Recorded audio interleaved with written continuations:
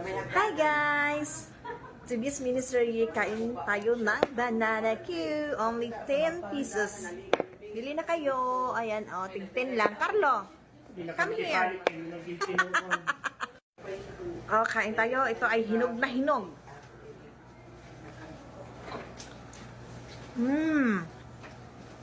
Nagluto nito si Malele.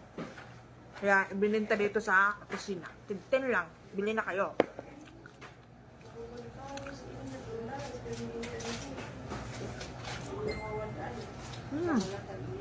Harap.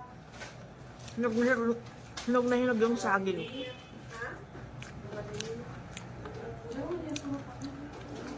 Gutom ako.